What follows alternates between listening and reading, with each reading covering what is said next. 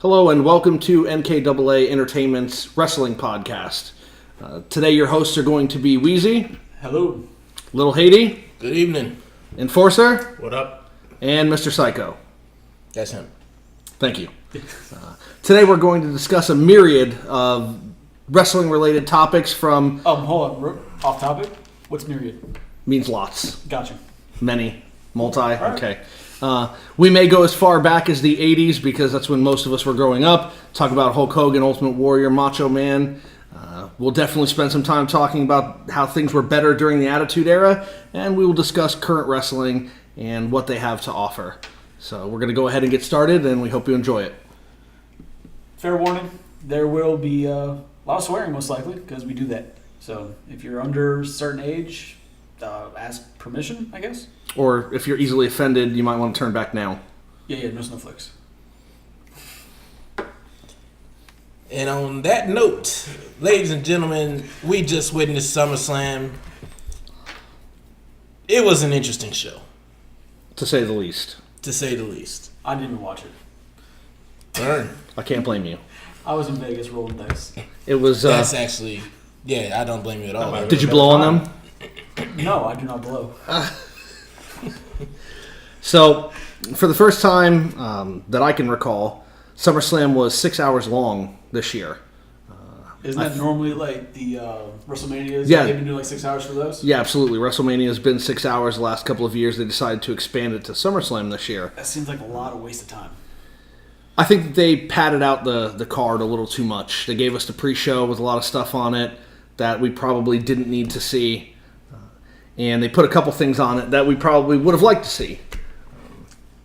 So I'm playing ignorant on this because, like I said, I didn't watch it. I honestly don't even know what matches were in there. The only thing I remember seeing leading up to it was the Jersey guy, Enzo, in a shark cage. Yeah. That's the only thing I know about this SummerSlam. And it went probably about as well as you would think it would with a guy. Did Jericho in No, the shark 'cause cage? It was definitely nowhere near as good as that. All right. Well, that sucks. Sorry you guys had to witness that then. The whole thing with the pay-per-view was the reason why it was 6 hours long. There were 8 championship matches because Both brands? Yeah, because now when they do the big pay-per-views, they combine both Raw and SmackDown, and they definitely had a lot of hits, but they had a lot of misses, and that Enzo match was definitely a miss. The whole idea of two big men going at, having a match, and Like they're fighting over the woman. yeah, they're fighting. Yeah, literally, Enzo is the damsel in distress hanging above the ring, and he sneaks his way out of the cage with using. He ended up with lube in his boot. And No, it was tied to his thigh. it was tied to his thigh, and he lubed himself up and squeezed through the cage for some reason. For what? I don't know. To me, it made no sense for the entire match for him to go outside of the cage and come down. Because when he finally dropped down, Cash just kicked the hell out of him, and that was it. I mean, apparently he kicked him so hard, he kicked him to 205 Live. Yes. That was Vince McMahon's sweeping movement of Enzo to 205 Live. I don't know. I mean, Well, the last thing was because on Raw the next night, this past week, Big Cass injured himself okay. when he was killing. So essentially, Enzo's storyline is now over. So they have to do Yeah. something with him. Because I mean, I know a lot of people hate that guy. I think he's hilarious, and his mic skills, if anything, are some of the best in this company right now for entertainment value. And it reminds me of we said this before, of a Road Dogg Jesse James. Like he just kind of goes off, and he's very good on the mic. As far as wrestling, I'm really not familiar with his wrestling because all the matches he gets hurt quick, thrown out to the side, and then Cass came in and kicked people. But apparently in NXT, they were really the team. So, I mean, he must have some skill. Hopefully it'll show again in 205, maybe? Well, I don't necessarily know that that's true. I think that Cass has carried him throughout the entire career. It's not that... I think it's more of a symbiotic relationship because Cass is not good on the mic. People are arguing that he is, but he's really not. He's very stiff. He's uncomfortable. Like badass Billy Gunn. Like they are the new era Road Dogg and Badass. Except for the problem is that both Road Dogg and Badass could wrestle. Well, And then you also Enzo- add in the fact that Enzo Road can. Dogg and Badass were the same essential size. There was not that discrepancy of David and Goliath. Like, what are you going to do then? Put Enzo and Cass up against those the Bull Wranglers, whatever their names were, and they're going to destroy them because you got a giant. Well, I mean, Enzo's got two moves. He's got the chicken dance that he does all the time, the back and forth chicken dance, and then he's got the back to the mat flop. So he goes down pretty quick, and then Cass has to save the day. But that's what happened when they came to Raw. When they were in NXT, it was a lot different. Because When they're in Triple NXT H Correct. pushes them to do Correct. Triple big H. stuff. Triple H pushed them, and the way that they were used on Raw was Cass was always the one that had to bail the team out, and it actually helped build them up to this breakup because, we all see it on TV. Enzo's always running his mouth and getting them into situations, and they finally had it to where Cass had enough, and That and the fact that there's, I don't think, any tag team that's survived WWE except for like the Usos. that's true. And They're the longest running together team because everybody else just kind of eventually gets split up, especially if you're teamed with like Shawn I think Michaels. Vince would have already split up the Usos if he could tell them apart. oh, wow. Vince loves to break up tag teams. How are you going to push one Uso and not the other when he doesn't even know which one is which? That's true. Vince is not a fan of tag teams. And I'll say this for Enzo to circle back to the topic. But Teddy Long is. Sorry, I had to put it there. That's true. It's a tag team player. Okay. To circle back to the Enzo topic, in NXT he could wrestle, and he did get involved in the matches, and he was decent. But then he had that injury with the baseball slide that it could have been very bad. It could have led to a broken neck. It's how bad it looked. And from that point forward, he doesn't really do a lot of wrestling. He comes in the ring, he kind of jobs to all the other people, and they just beat the crap out of him, and then Cass comes in. Well, from what I've seen, because Enzo is on the smaller side, and that was like what I said about them going against the Bull Wranglers. You have such a big guy in Cass, and they're gonna put him against tag teams who have other big guys. At least that there's some type of competition. But now you've got big Cass, then you've got the Gallo and Andersons versus an Enzo. Like there's just no competition with Enzo with them. So to me, I'm just curious why they didn't take it as don't split up the team, make them stop being a tag team, but have them still be like a stable. Because apparently WWE doesn't like stables anymore, is what it seems like to me. Because to have them as a stable, have Enzo go for even 205 Live or one of the smaller championships, and then have Cass go for the heavyweight, and have them still as friends. Like in WWE, seems like you cannot be friends if you're not in a team together. They don't want anybody associating with anybody outside of a tag team. Because you remember DX. You had the tag team, then you had X-Pac was going for an Intercontinental, you had Triple H going for the World Heavyweight Championship. You had your own stable. Like, it seems like they don't do that anymore because they obviously broke up the Wyatts. Well, yeah. Which would have been an amazing stable. But I think that's something that traditionally WWE has always done, because you mentioned DX, and when DX was relevant during the Attitude Era, once they weren't together anymore as a stable, they completely, most of the time, acted as if the other person didn't exist if they had no history together. I mean, remember when they kicked out Badass and when they kicked out Road Dogg, right? And then they're out, and they act like Chuck and Billy, and then Road Dogg got K Quick at the time. Yeah, and they acted like there was no history between them anymore, and it's something that I think the writers do. I think the writers do it because they know that people are constantly becoming fans, and they might not know the history, so why confuse them by teasing a history that may never come again? I completely agree with you, however. I think that it's something that they should do. You don't need to make two people hate one another to break up a tag team. You could have something as simple as, hey, I'm going for this title. Yeah, I know I can't challenge for that one, so I'm going to go for this one, but I got your back. Right. Because we've always said, since we were in high school, that, if the four of us or five of us, when the Cuban decides to be here, that if we all went, we want to be a stable and everybody do their own thing, everybody be supportive and not try and stab each other in the back. Obviously, it'd be up to wherever the writers say, but I mean, that's if we had our way, it'd be one guy competing, 4 guys at ringside, drinking beer and having fun watching the match. we'd be in the ring destroying people. But that would cause disqualifications, and our boys would never win titles. It'd just be an endless cycle. No, we still destroy them. Yeah. We'd be like, oh, these 5 guys have no wins and no losses under their belt. Yeah. Just every match is disqualified. So we're basically like all of us combined become Braun Strowman. I mean, Pretty much. pretty much, yeah. When your powers combine. I should write to Ron and tell him to stop taking our gimmick. You've had this since 2003. I don't know that he would. I don't know that he would react favorably No, to he'd probably that. send me a picture of him in a tutu or something. All right, so besides the Enzo and Damsel in Distress match, what other matches were there that were at least good, decent? Kevin Owens and AJ Styles was good with Shane as a referee. That was fun. Yeah. Because they're pushing the beef between Shane and Owens, right? And Styles. Well, yeah. Well, they were referencing the beef that Shane and AJ Styles had last year, as to why Shane would be all right to be able to actually ref the match. Gotcha. They remembered something that happened more than 2 months ago? I don't know. It's definitely pretty crazy. Selective memory. Yeah.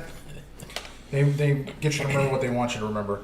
It was a good match. That match was pretty good. It has a problem that a lot of the other matches have when it comes to having a special guest referee. Shane basically became the centerpiece of the match. And when your ref becomes the centerpiece of your match, it weakens the entire match. Overall, the in-ring work was done really well. Kevin Owens being the big man flying around the ring the way he does, it's pretty crazy. But overall, I felt like Shane was the centerpiece of the match. So, And with any other 2 people in the company right now, that almost would have been fine. But Owens and Styles are probably 2 of the best workers in the company. They probably are the 2 best workers in the company, so it takes away from their spotlight. Anybody else in that match, fine. Let Shane have the spotlight because Shane is awesome. Well, Shane dives off of cages.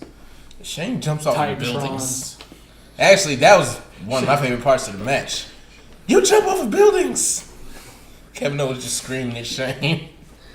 I will say this for Shane, though. He did his best to remain impartial, and he didn't do something to one person without the other person getting the same thing. At one point, there was a spot that was mirrored later on. It was a spot between Styles and McMahon, and then they did the same spot between Owens and McMahon later on, where they assumed, Styles assumed that Shane counted slow on purpose. Later, Owens assumed that Shane counted slow on purpose. They both pushed Shane. Shane pushed both of them back, and it ended up with the same roll-up pin attempt that didn't go anywhere. So, I mean, you sometimes wonder if these guys watched, previous wrestling before they joined the company and know that a McMahon really can't be trusted. Even if he is Shane, as good as he is, there's always that chance that he's going to somehow screw you. Yeah, that McMahon last name always sets off a couple of alarms. See, that's why Austin's like, oh, I'm going to stun Vince. I'm going to stun Shade. I'm going to stun Stephanie. And for good measure, even though she's never done anything bad to me, Linda, you're getting a stunner too. So you might as well, if you're going to stun one McMahon, That stun them all. was still probably the single greatest segment of the last 15 years. There were very few words exchanged in between 3 of the stunners, and it just worked so well. well, I don't know about that. There were lots of words exchanged. I wish you hadn't done that, but I'm kind of glad you did. Precious piece of trash. Here's to ya.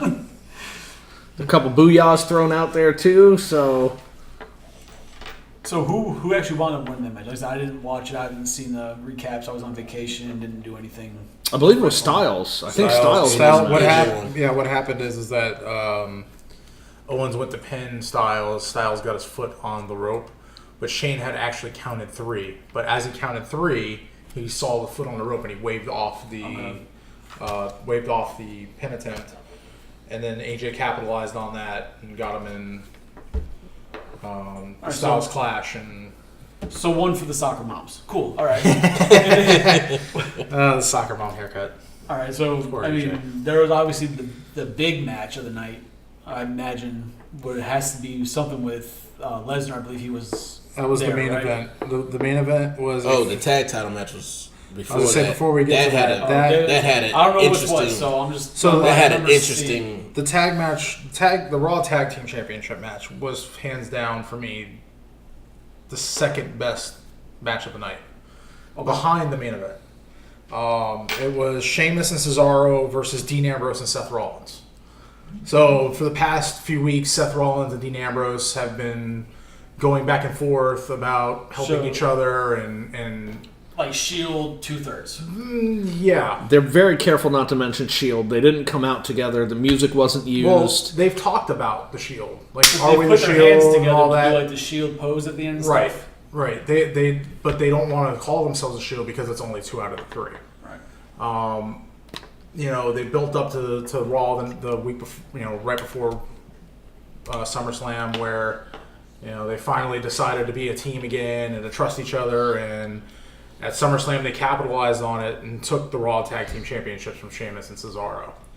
Oh, I'm surprised And they didn't if- make somebody turn on somebody like. If WWE was. logic was used, it probably wouldn't have happened because at the end, just out of nowhere, Seth just said "fuck it" and started kicking everybody. He wasn't the legal guy. It was awesome. Like It was- kicking, like Sweet Chin music kicking. Or Yeah. just kicking? Yeah. Basically, he became Shawn Michaels and just started going around screeching. He wasn't the Shawn legal Michaels, guy. would It you was say he's not controversial, huh? it was an Let's kick NKAA type ending. Like I know I'm not the legal guy, but Yeah, we got dogs. that's our co-host Leo. There must be a squirrel outside, or somebody farted. That's our co-host Leo.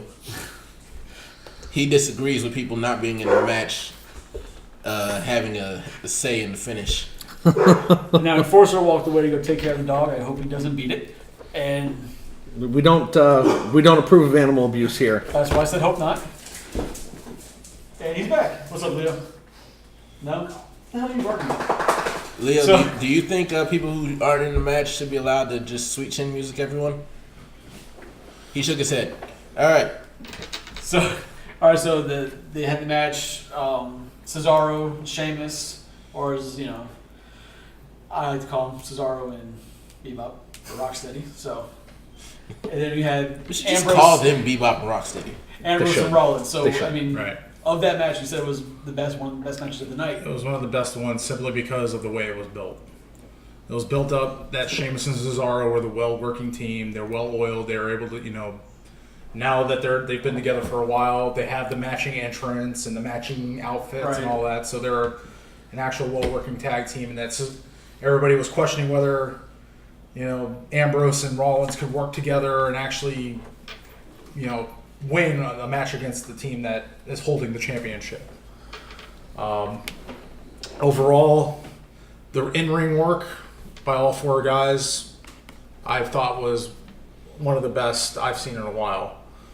And they all knew how to work the crowd. That Oh, yeah. part. Oh, Poor yeah. beach ball. Yeah, so what Shay references is at one balls. point they were throwing a beach ball around the crowd, and Cesaro ran out of the ring, hopped over the barricade and out into the crowd, grabbed the beach ball, popped it, and then ran back, hopped over the barricade, jumped back in the ring, and continued the match. Wow.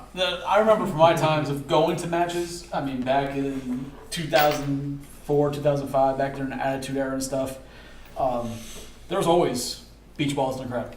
People, usually during the boring matches, but there would always be a beach ball that pop up, and sometimes you'd actually see stadium personnel bring them out and throw them up in the crowd. Like, it wasn't just people bringing them from home. Like, it seemed like either stadium personnel or show personnel were providing them to keep the crowd entertained, as well as women flashing the crowd during the commercial breaks, which is always Sadly, there amazing. is not enough of that anymore. Well, I think now it's more the fans who are too smart for their own good. They bring it to cause a distraction in the matches they don't think are relevant, which has become a big problem in wrestling now. If someone doesn't like the way a character is booked, they can't just simply understand that this is the character, they're booked to be this way, that's how it happens. This finish was booked to go this way. People can't seem to handle it. They're smart fans, but they're too smart for their own good. And there's some people, I can understand some people in that aspect. They know it's fake. They know it's written. They know it's set to go a certain way.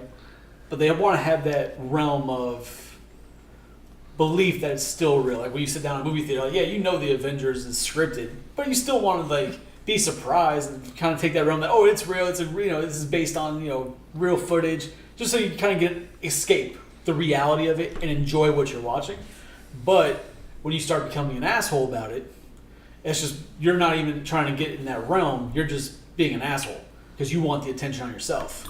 Yeah, and it's unfortunate that it happens that way because the fans, they say they want to be surprised. They don't want to know what's going to happen, but then they also go and they look up what the results are going to be before they even go to the show, so they know what's going to happen, so that they can plan to cause a commotion. And I say that because you see certain fans that complain about finishes, right? But those are also the fans that looked it up beforehand because they've already written signs that they're holding up in the crowd before the match is even finished. So they knew beforehand what was going to happen, and they chose to do that. I don't know. The way I see the beach ball thing is it had started becoming a bigger thing at the pay-per-views because it doesn't happen on Raw, it doesn't happen on SmackDown. It really only happens on the major pay-per-views. It happened at WrestleMania this year. This time it happened at SummerSlam, and since it happened at SummerSlam because of the way that it was handled by Cesaro going out in the crowd, WWE now bans all beach balls. So that security has to now check when they're checking bags to see if you have a beach ball. See if you have balls. Exactly. So they want to make sure you got them. Yeah. They're company of making sure you're not turn to the left bringing side. We're anything looking for your balls. All right. So it's essentially Cesaro's fault. I guess the term "empty bag" is taking on a whole new meaning. Burn. Or deflated in this case. It's true. More than the attitude in the arena is deflated. So moving on to we'll move on to the fatal 4-way. The rest of the matches of the night, there had to be a diva match. they were they're so predictable. It was Natty. It was the SmackDown Women's Championship. It was Natalya versus Naomi, and Natalya finally got the Women's Championship. Okay. They actually put on a pretty good match. They didn't have any botches really. They didn't really have anything. It was kind of. That is surprising though, because Natty I've always seen as a really good worker. She does really well. Exactly. Even though she is, I guess you'd say, on the older side of the divas. She's been there probably the longest of the current running divas. But I've never really seen her do poorly. And same with Naomi. Yeah. Naomi, from when she first started out as a Funkadactyl, and I was like, yeah, this isn't going to go well. She's actually turned out to be quite the performer. I really enjoy when she goes out to the ring. Granted, she's half naked and dancing around. But besides that, her performance in ring. Making everybody feel the glow. I'll feel the glow any day. I'll throw that out there. Coming out like a neon predator sometimes, but hey, whatever. Hey, it works. I ain't mad at her. Not at all. I'm thinking with Natalya, it's more along the lines of recognition for the work that she's done. You give her first meaningful title, right? Women's Championship. She was Diva Champion years ago. Okay, but when they realized that was disrespectful to the women wrestlers and they brought back a Women's Championship, this is the first time she's ever held a Women's Championship, even though she's been with the company for years. And it's kind of like acknowledging the work that she's put in all these years to help the talent around her be successful. Because if you look at some of the matches she's been in, she really elevates the game of the people she's in the ring with. And it reminds me a lot of Mick Foley. Right, so I was going to say Jericho, but yeah. When Mick Foley gives somebody the title, well, that's Jericho now. But I'm talking about back in the day when Mick Foley was still in his prime, he would be put into matches to take a beating from these guys that you really wanted to sell that they were tough and they could, beat anybody and they could go the distance. They'd put him in a match with Mick Foley and they would just have Mick Foley take a beating after beating after beating and just keep coming, and the guy would keep laying on the beating, and that guy would win, and Foley would lose, and it would be to prove how tough they were. And eventually it got to the point where that paid off for Mick, and he won the title, right? They weren't sure what to do with it. They weren't sure how they were going to do it. So they decided to give Mick the title, and that was actually when Bischoff went on the air and said, "Hey, we're live, and screwed himself. And I'm going to tell you what is happening." And he's like, "I'm going to tell you what's happening with WWF, which now is WWE," and people change the channel to see Mick Foley win the title. I did, and it's that kind of thing. I didn't. I wasn't watching WCW back then. I didn't like it. That's the kind of thing that the Wolfpack was awesome. I feel bad for you. That's the kind of thing I switched at that time. The Wolfpack was awesome, and then what's the DX? Oh shit, this is amazing. There's jokes there. I'm just not going to go there. That's the kind of thing that I think we're doing with Natalya with one main difference. I think she's got a lot left in the tank, and I think she can carry the belt. It's going to be a matter of whether or not Vince and the writers want her to carry the belt. I would be surprised if she holds on to it much longer than maybe the next pay-per-view, the next SmackDown pay-per-view, simply because there's so many other women wrestlers that are younger, and they've been pushing. The last time I saw Natty on TV that I can remember, she was on a heel run. Mm-hmm. She's still a heel. All right, and I remember seeing that, and I thought to myself, I can't picture Natty as a heel. She always seems too nice, too friendly. I just can't picture her as the heel. It doesn't work for me. She's the heel in the sense that Bret Hart was the heel when it was about the excellence of execution. Gotcha. So it's more along the arrogance side of things where she thinks she's the best. She was trained by the best. She works with the best. And that's where the heel persona comes in. She's like, I know I'm going to beat you. You have no shot. I'm better than you. And it was kind of the Bret Hart excellence of execution thing where Bret Hart knew, I'm going to beat everybody. Except that when he did it, for some reason, it wasn't going full heel. I mean, think about the way he used to cut his promos. I am the best there is, the best there was, the best there ever will be. I mean, he pretty much starts his match by shitting on his competition. Yeah, he didn't come out and say it like an asshole. He came out and just said it like he was cocky. But with Natalya, it doesn't come off that way. It comes off as, you don't belong in the ring with me. And I could be wrong, but I'm pretty sure she said that during the match. All right. So, I mean, I'm the Divas for a while. The Women's Championship, the whole women division is getting really good. But I guess it's kind of plateauing, it seems like.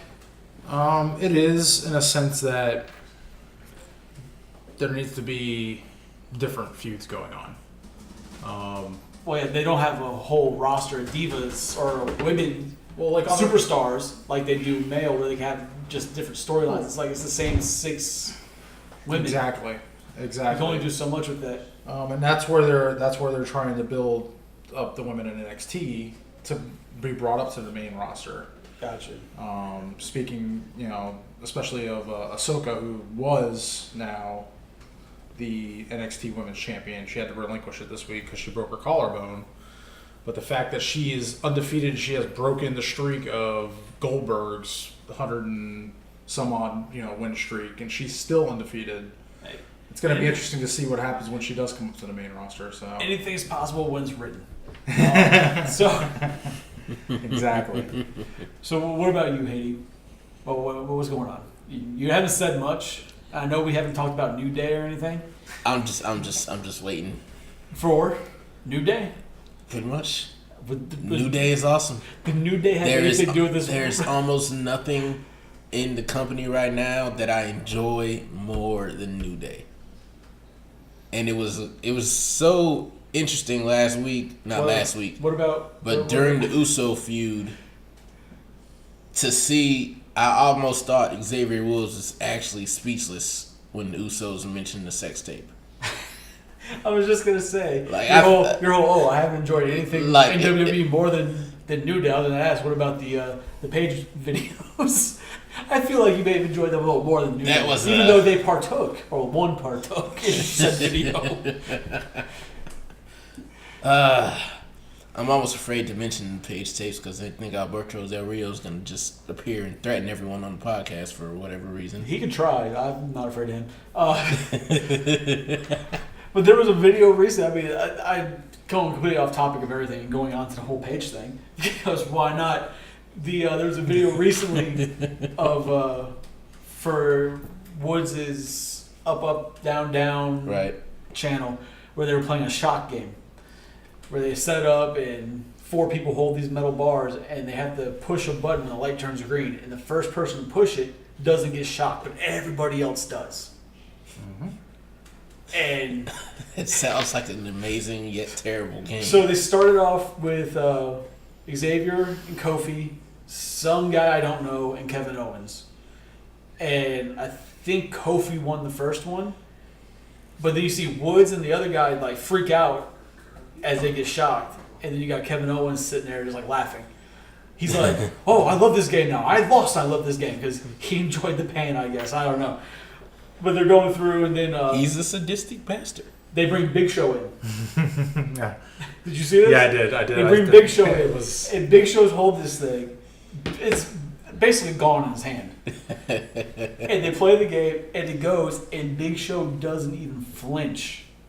He's like, what's the... Everybody else, tickles. Big Show doesn't flinch. Kevin Owens does like a little, like a chuckle, like he felt it. And Kofi and Xavier flip out because they got a shot. And they're going back and forth. And Big Show grabs Kevin Owens, like, hey, come here for a minute. And he turns around and lets one rip. That... On camera, lets it rip. Everybody starts dying. They get out. He locks Kofi and Woods in the room. In the room. But there's somebody... with the toxic chemical. But the whole point of the story, because I completely went off topic, but was that in there somebody mentioned something about videos or girls or something, and Xavier looks at the camera, smiles, and winks. Like, he owns what he did. Like, he does not hide behind it. Obviously, he can't say it on TV. And we saw in, like, the one promo, like, his first time on TV from doing that, the looks they gave each other, like, he does not hide from that video. He's not, and I think that's awesome because it also shows how much leeway and power New Day has right now. Because then almost anybody else on the roster, Vince would have been like, look here. Well, that's now, because you got to remember back in the day, like, Edge and Lita had sex in the ring. Yeah. So, There was that. so things are Quote unquote. No, there's no quote unquote. They had sex in that ring. Yeah, their live sex celebration. Yeah. Granted, they were both wearing clothing underneath, but still, a little dry humpage, but still, it counts. All right, so now that Che got his moment of New Day, The New Day is just... It's wonderful to see they've come so far from what Vince initially wanted the gimmick to be. That they have the power to just play off something like that when guys get suspended for hugging the boss. unlike boxing, where hugging seems to be normal these days. Especially hugging in the Because I saw a lot of hugging the other night. Yeah. Back hugging, not to front get hugging, too off topic. Titanic hugging. I saw a lot of hugging. Like, you should just hear Celine Dion for half the match. All right, so, but did New Day have a match at SummerSlam? They were on the kickoff show against the Usos Ooh, kickoff show. for the championships, and they actually lost the championships to the Usos. Well, that's just going to be a back and forth thing. I read recently that what they're doing with that is that it's speculated they're trying to push New Day to beat the record of most tag team titles held. I wouldn't be Most surprised. numbers. So they'd be beating, I think it was Jeff and Matt and Edge and Christian with 7 each. Yeah. I think they're trying to push them to beat that record of 7. Now they have the longest reign. Yeah, the longest reigning one, and it seems like where they're going with that. Why Yeah. they're flopping. Same as like when they were taking Charlotte and Fox, and they Having have to them go back every and week. forth. They're flopping playing hot potato with it. Yeah. Everybody's gonna notice that we did see the losing member. He appears to be baking. I don't know what. Hopefully, cookies for us. No, I'm trying to take care of my pregnant wife. Oh, okay. Well, then be a good husband. Shout outs to loving spouses and things like that. Yeah, things like that. So, Yeah. so of everything else, I guess the other big time match was the Fatal 4-Way. Correct. Which, who's in this Fatal 4-Way? It was Brock Lesnar, Braun Strowman, Roman Reigns, and Samoa Joe. Oh, well, there you go. Might as well not have had Lesnar. Samoa Joe in it at all. Did he because sleep half the time on the side? No, he basically put people in the Coquina in the clutch. Coquina clutch, and was outside of the action most of the time. Well, that's good. So, to be honest, Lesnar and Strowman were the focus of that match. I'm tired of Lesnar. Roman Reigns had some moments in the match as well where he was Superman punching people over and over again. You don't say. And Samoa Joe had his moments where he was able to lock in the Coquina clutch on, I believe, everybody else in the ring. He got one on Lesnar, one on Strowman, and he also got one on Reigns. Did he lock it on himself? No, unfortunately. That would have been hilarious. That would have been something. He goes for it, somebody slides out, he just can't stop. He starts choking himself. That would have been quite the interesting thing. But no, that didn't happen. He's so talented, he can choke himself and escape. You know, it's unfortunate because the match was great. But in my opinion, the match was cheapened when they had Lesnar make that proclamation before the match that if he lost the title, he would leave Raw and leave the WWE. And I understand they were trying to capitalize on the will he fight John Jones or not in UFC, and they were trying to capture that momentum, but it didn't work out the way that they probably wanted it to, in my opinion. And maybe it worked for some, but for me, Like, you could clearly see what they were doing. the match started, and Strowman and Lesnar almost immediately go at one another. And Strowman gets the upper hand. He's throwing Lesnar all around the ring. He puts him through a couple of tables. And the beating is so bad at one point that they cart Lesnar out. They put him on the stretcher and cart him out. And he's gone for maybe 5 minutes. And then he comes back. And they're like, oh my God, Lesnar's coming back out. It's like, listen, Lesnar wasn't actually hurt. Back out, or Yeah, he walked back out. I don't want. All right, That well, sucks. I was hoping he rid the stretcher down the ramp. No, he didn't do a Mankind. I'll differ from you on this, and I thought it was actually done really well. Because of the fact that the way that they did it. Normally, when they cart somebody out for the storyline, they take him out the back. They take him up the ramp and they take him out the back. With Lesnar, they literally took him out through the crowd. They put him on a stretcher and they took him out through the crowd, right by the announce table. So people could rub on him. Basically. Well, no, just to make it look like it was Like he actually serious. injured Right, yeah, because, of course. because he had a table flipped on top of him. Like Strowman put him through a couple tables, took one table and just flipped it over and flipped it on top of him. But Mankind went from the top of the cell through. Yeah, I know. And he came back and he came. But well, the other he was thing- also out of his mind. So He rode down the ramp. All right. The other thing is, for people that have watched wrestling for a long time, WWE and Vince McMahon especially try to outsmart the wrestling fan. So they had Lesnar do the X symbol on his chest to let people know that he was actually hurt. So he was selling the injury more than you see anybody else selling the injury because he was giving himself the X symbol so it looked like it was serious. Well, you just blew my mind. I had no idea about next symbol.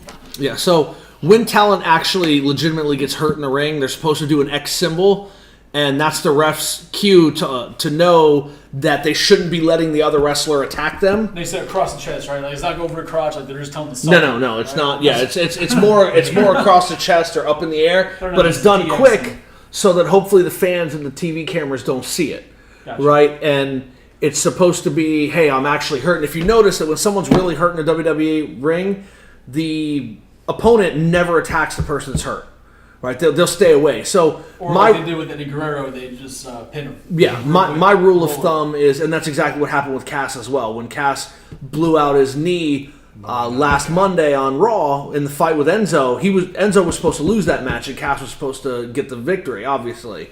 But when Cass couldn't continue, and he tried a couple of times, when he couldn't continue, he just laid down and let Enzo pin him. and he was actually going for the finish. Like Enzo knew what was happening. Like he was going for the Empire Elbow, and when he went to do the Empire Elbow, his knee gave out.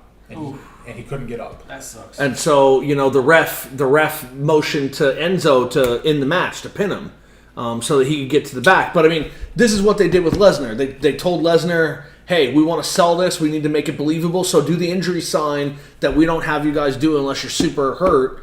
So, I mean, maybe now we're opening up Pandora's box as far as what's real and what's not in WWE. But regardless, so Lesnar gets carted out.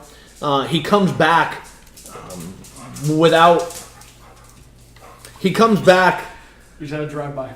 Yeah, Lesnar comes back. He doesn't look injured as he's going down the ring. He comes in. He starts destroying. Strowman gets some good shots in, and ultimately, in my opinion, the match was good, but I don't like the way that they sold Lesnar and Strowman. I think if that was going to be the focus, they should have had their own match. Where's the next pay-per-view now? Is it Yes. See, my thing with Lesnar is that I don't know if it's the fans when he first came back or what it is. Everybody was all over him being champion. They let him get away with murder as a champion. His whole suplex city, I'm gonna just do suplexes the entire time, but yet people like Roman Reigns or John Cena get called out for having 5 moves. Lesnar's got 1 or 2. And then he disappears as a champion. But yet they made Naomi throw away her championship and give it up when she got injured because she couldn't defend it within 30 days. There's a 30-day clause that they can't go more than 30 days without defending their title. Lesnar, that doesn't seem to matter. Like, there's no consistency with WWE and what their actual rules are, but they let Lesnar get away with murder on this, and it's nuts. And it annoys the hell out of me. Well, Vince has always loved the Is your big dog man. dying? I'm sorry. No. Okay. He's just It kind of Sounds sounded like- like he he's ran around the corner. and ran into he's something. super excited. It sounds like he's destroying the couch. Yeah, no, it's probably what's happening. He's super excited. But Vince has always loved the big man. So if you look back in history, you had Andre the Giant, right? You had Hulk Hogan. You had Kevin Nash, right? Vince wants the title on someone that you look at and say, wow, that guy is amazingly big. That You know- panting is not us. the dog is legitimately Running circles laps, yeah. around us, going by us, through the kitchen, through the living room, and then right back around again. So Vince wants the spectacle. Vince wants people to come out to see something that they couldn't see. I'm sorry. Vince wants people to come out and see It really something. sounded like he just ran around the corner and smacked into a wall. Vince wants something that he feels people can't see in their everyday life. And so he's going to cut Lesnar a lot of slack because, I mean, let's face it, Lesnar is Lesnar's a spectacle. He's a draw. So people see this guy and they know what Lesnar can do. So they've seen Lesnar when he was young. They saw Lesnar in the UFC. They saw how quickly he took his foes out. So it's believable that Lesnar's only going to come when he feels there's an actual challenge. And I do think it's also laziness on the part of the writing staff because you have someone like Lesnar who destroys everything. What are you going to do with the smaller guys? You know, so it's kind of the writing staff is like, hey, we can leave our championship on this guy who's essentially unbeatable because we've built him to be that way, and people will just kind of deal with it. But it does get frustrating, especially for me. In the Attitude Era, you either were a fan of The Rock or you were a fan of Stone Cold Steve Austin. You could like both, but there was one guy was your guy. Stone Cold. And for me, it was The Rock. Stone Cold. For me, it was The Rock. And when The Rock came back a couple of years ago and they put the championship on him, the fans went nuts, right? Especially the smart internet fans, or we're going to call them smarks. They're like, oh my God, he's not around. Why would you put the championship on him? He only shows up for pay-per-views. Well, that was Cena's whole thing, too, during that feud. Absolutely. But, I mean, here are these fans, and you alluded to it earlier, here are these fans just trashing the decision for The Rock to hold the belt because he only shows up at pay-per-views. And he held the belt, what, 2 months before he dropped it? I don't know. And, you know, now Lesnar's held the belt for months. It was and from Rumble to Mania, yeah. Yeah. Lesnar's held the championship for months. You know, months and months. He shows up only for pay-per-views, and people don't complain. It's kind of, and that's why it's hard for the WWE to take what the fans say seriously, because they complain about it with one person, but with the exact same scenario with another person, they have no issues with it. And that's the problem. I think part of it is Paul Heyman sort of keeps Brock Lesnar in your mind almost every week. He comes out and he says something. So basically, like, even though Lesnar's not there, because Paul Heyman's there with his annoying voice and in-your-face way, he's still putting It's Lesnar like a there proxy without Lesnar being there. It's like a proxy of Lesnar, yeah. Like The Rock. Like Heyman's R2-D2 bringing the hologram of Lesnar to you. Pretty much. Gotcha. Like The Rock, when he won the title, he didn't even really do that. And he brought to you via satellite. Yeah. When he did. There were weeks where there was no champion on the show and no reference to the champion on the show. Which makes little sense when that is the main focus of the show. Exactly. Your champion should be the main focus of your show. And one of the things with The Rock at that time is like he was doing promos for movies and stuff, and not just that, he was also doing interviews with kid channels. It's like, WWE, that's your audience. Why aren't you telling him to at least hold the belt? Because when he does movies, he doesn't put WWE in it because they don't have any, imagine like any No. It's just like paperwork behind the media stuff. It's like but so if he's promoting a movie and WWE's not tied into the movie, because when he's doing that promotion for the movie, he's not in character as The Rock. He's as Dwayne Johnson. So for him to be there doing a movie promotion versus being in the ring, it's two completely different people. I can see why they wouldn't want to bring the belt to Fast and the Furious opening. Yeah, and I mean, he's contractually obligated at that point with the movie studio. So his focus is supposed to be, I'm selling you this movie, right? I'm selling you Fast and the Furious 8, and that's what my focus is. I can't then segue part of my time that you've now paid, the studio's now paid you X amount of dollars for me to talk about Fast and the Furious 8 for X amount of minutes. But now I'm going to take some of that time and talk about my upcoming match in WWE. You can't do that. I mean, indeed, but at the same time, it's The Rock. No, but to go against that, to play devil's advocate, he doesn't even say anything. Just have the belt. Just be like, yeah, Vin Diesel kicked my ass and it was fun, and Paul, it was great working on everybody. Just have the belt on your shoulder. To play devil's advocate on it though, he wouldn't do that, like you said, because of contractual things. But at the same time, during that run, or when he does come back to WWE in the ring, he makes sure to plug his movies. But that's something that... in some sort of way. And that's absolutely correct, but that's an agreement that Vince has come up with to bring him back. As I say, yeah, that's coming from them. They'll say, we'll bring you on. You could say that makes sense. This. Yeah, so Vince is like, listen, I understand you're doing things outside, so I'm going to give you an opportunity to plug that. Are you frying chicken right now? No, pizza rolls, actually. Pizza rolls. You deep fry pizza rolls? Yes, I do. They taste fantastic. Intriguing. It's one way I've never ate a pizza roll. I've always just done things in a microwave. Actually, I do remember that, though.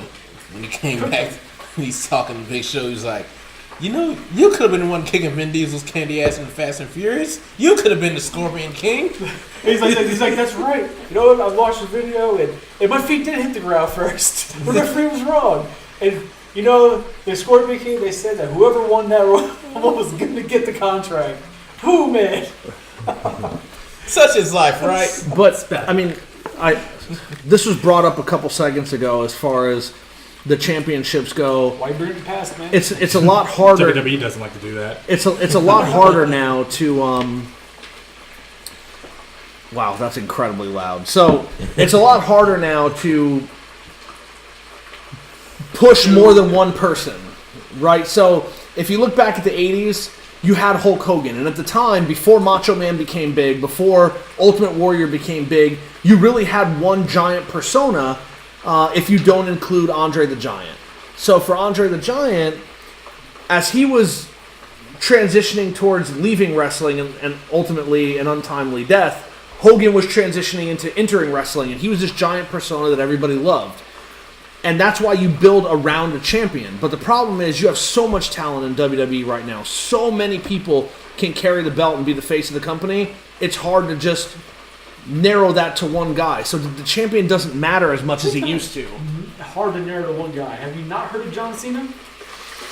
17-time world champion, John Cena. Mr. WWE? Look, I've heard of him, but I've never seen him.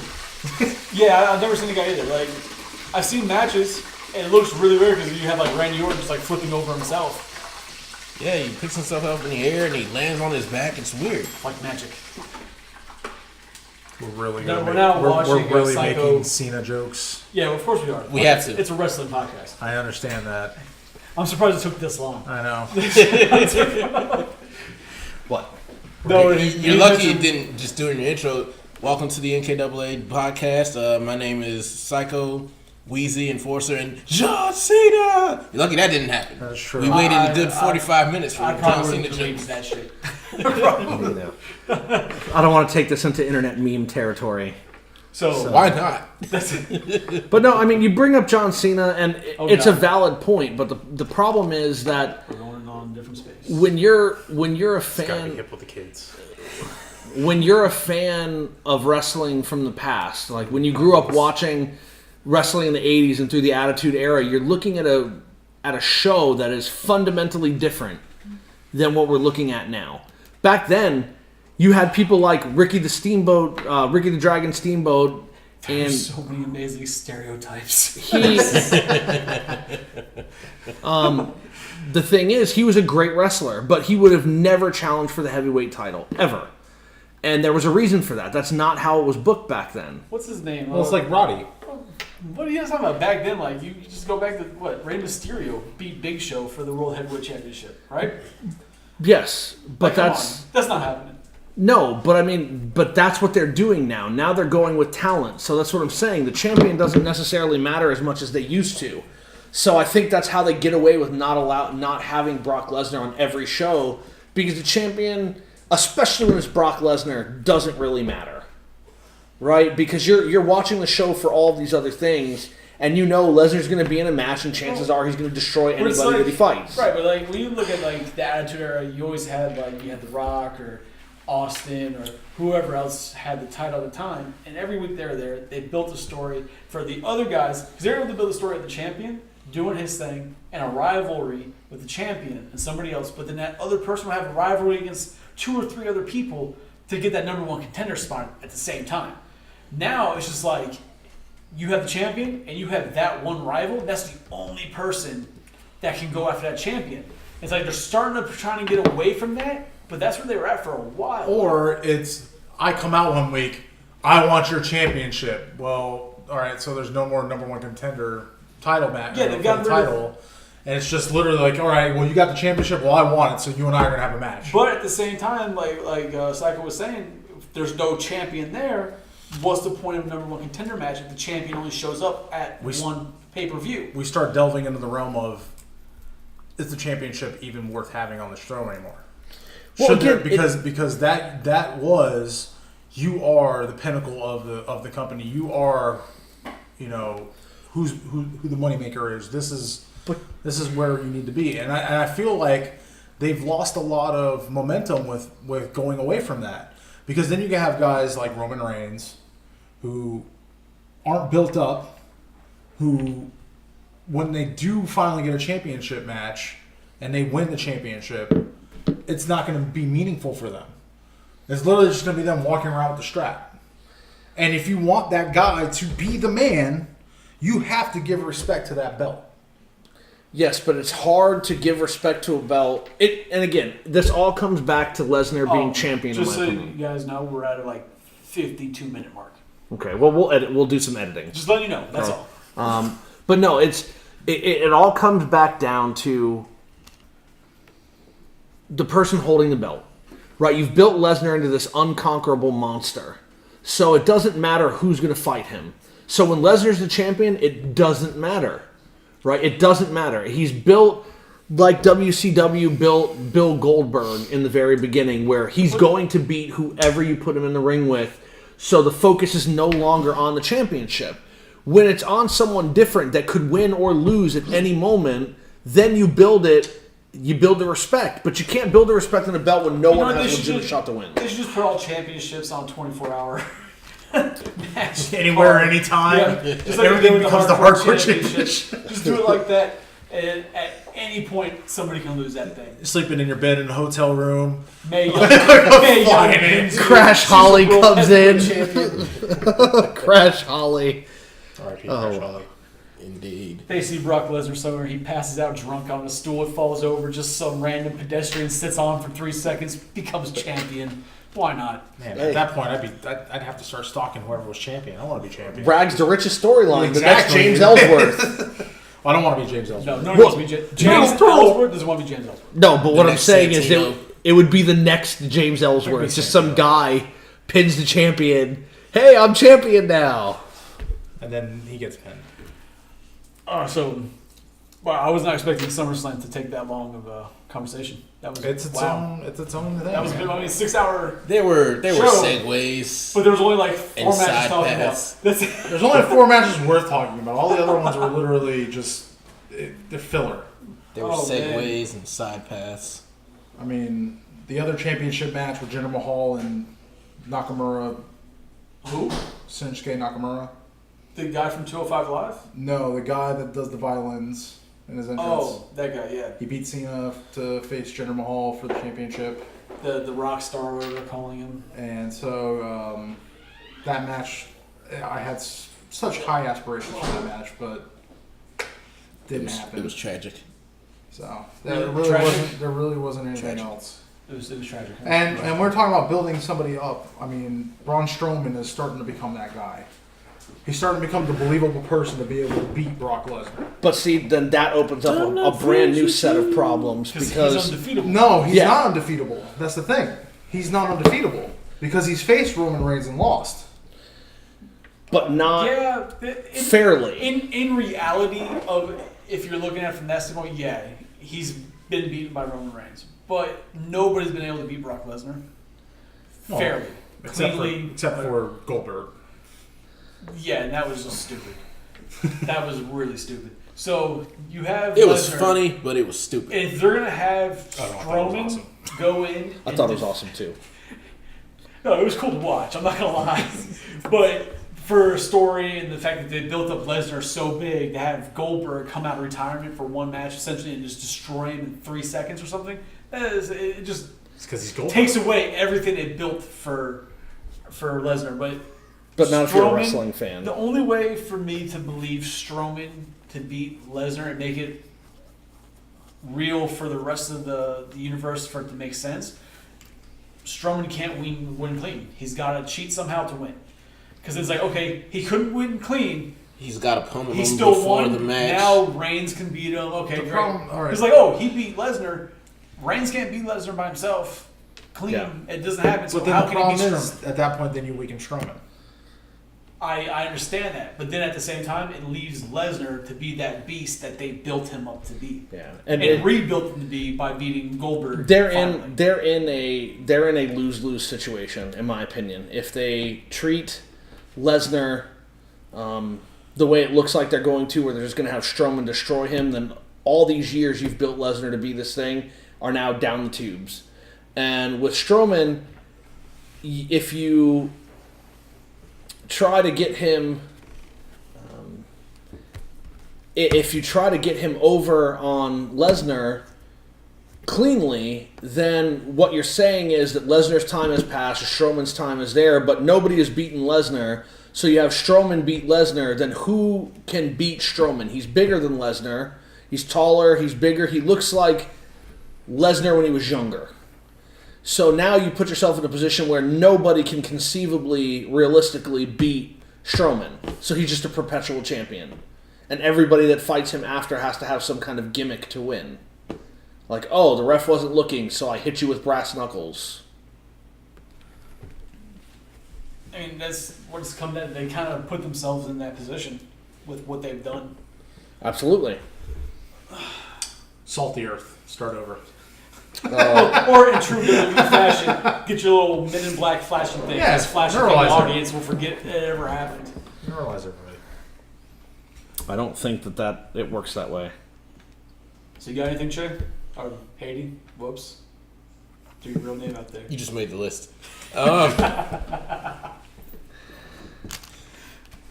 The thing is, diggity. Anything at all. It doesn't have to be on the topic of Lesnar and Strowman. Just They anything. shouldn't have had both Reigns and Lesnar beat Undertaker. It should have been one or the other. Because Lesnar, part of Lesnar's build up the last couple of years has been him beating Undertaker. If they really, the Goldberg thing kind of doesn't really quantify into it. If they have Strowman beat the fuck out of Lesnar, everything, like was mentioned, everything just sort of doesn't matter at that point.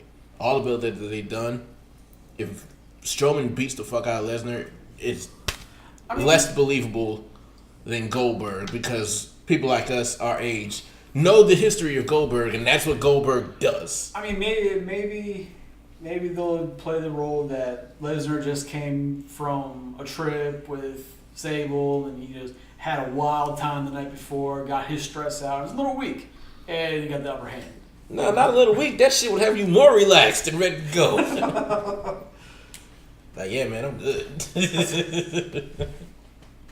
Oh damn! All right. Was there anything else at this pay per view, or is that it? That was That's about pretty it. much everything That's covered. Pretty much Important stuff. R.I.P. to the beach ball. it. No, we already talked about that. I mean, that Beach ball for life, son. was one of the funniest moments of the pay-per-view. But That's. Psycho, you got anything else? No, I think we covered everything that we needed to talk Like about. with the, it was just real funny to see the technical aspect of Shane seeing that foot on the rope and saying, "No, no, no, no, no," to the ref, not caring that Seth Rollins came out of nowhere and kicked everybody. It's like from one match to the other, WWE logic does not exist, and it was great to watch both instances. But at the same time, goddamn WWE. Well, have you're talking about the at company. least some consistency from like 5 minutes to the You're next. talking about the company that let The Rock pin Mick Foley with a forklift Also, the How else you company, gonna keep him down? in an empty stadium during a Super Bowl halftime match. also the company that let How Stone. else you gonna keep him down? 'Cause the Listen, man jumped off a same cell company and that's got like two the- through his the same- nose the same and still company- came back. The same company that wants their athletes to not be under the influence of alcohol during matches, but yet Stone Cold comes out and Offers them chugs alcohol.